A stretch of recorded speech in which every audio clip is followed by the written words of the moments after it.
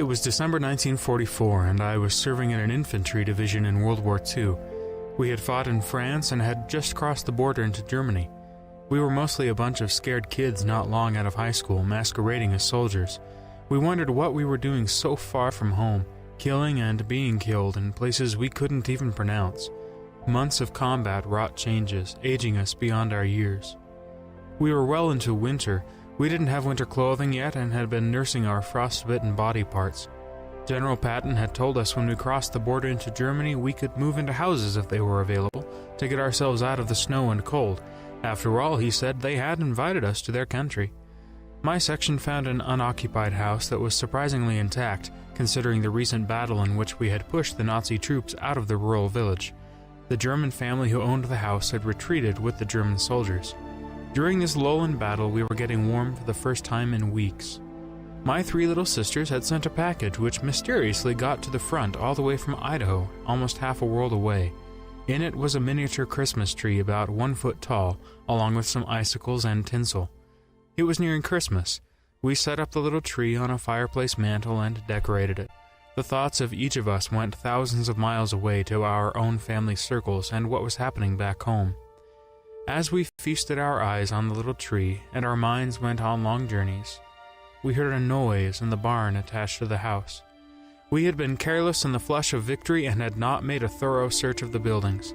Snatching our rifles, we opened the door into the barn from the house. There was a big pile of straw in one corner. With rifles ready, we watched as one of our men approached the straw pile. From out of it appeared the frightened face of a young girl who emerged, trembling with fear. We got her in the house. She was in rags, and cold and hungry and crying from fear. She said her name was Anna, and she was from Poland. One of our group could speak Polish. Anna told us when the Nazi army overran Poland in the early stages of the war, she was taken prisoner with all her family. She was sent to be a slave worker on this farm, where we found her. She'd put in 4 years with a pitchfork and wheelbarrow, cleaning the barns and tending livestock. She gratefully wolfed down the meager rations we were able to share with her. We assured her she had nothing to fear from us, and gradually she stopped trembling. When she spied the little Christmas tree on the mantel, she went over, gazed at it, and then started to cry.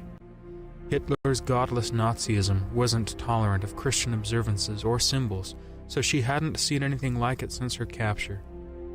As she cried, 4 American soldiers, months in combat, shed tears with her. We had just exchanged gifts with Anna.